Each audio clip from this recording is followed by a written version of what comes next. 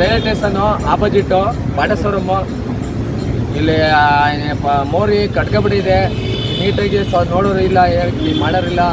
Accident ಪಕ್ಕದಲ್ಲಿ accident ಜನ ಎಲ್ಲ ವಾಸನೆ ಕುಡಿತವ್ರೆ. ಅವ್ರ ವಾಸನೆಗೆ ಆಟೋನೇ ಓಡ್ಸೋಕೆ ಬರ್ತಾ ಇಲ್ಲ.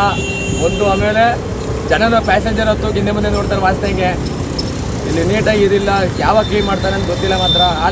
ಡಬಲ್ ರೋಡು ವಿವೇಕಾನಂದ ರಸ್ತೆ ಬಾಟಾ ಶೋರೂಮ್ ಹತ್ರ ಸುಮಾರು ಒಂದು 4-5 ದಿನದಿಂದ ಸುಮಾರು ಸಿಕ್ಕಾಪಟ್ಟೆ ಸ್ಮೆಲ್ ಬರ್ತಿದೆ. ಪಬ್ಲಿಕ್ಗಳಿಗೂ ತೊಂದರೆ ಆಗ್ತಿದೆ. ಈ ಕೂಡಲೇ ಮಂಡ್ಯ ನಗರಸಭೆ ಅಧಿಕಾರಿಗಳು ಗಮನ ಹರಿಸಿ ಡೆಂಗ್ಯೂ ಹರಡುತ್ತಿರುವ ಈ ಸಮಯದಲ್ಲಿ ಸ್ವಚ್ಛತೆ ಕಾಪಾಡಬೇಕೆಂದು ನಾಗರಿಕರು ಮನವಿ ಮಾಡಿದ್ದಾರೆ.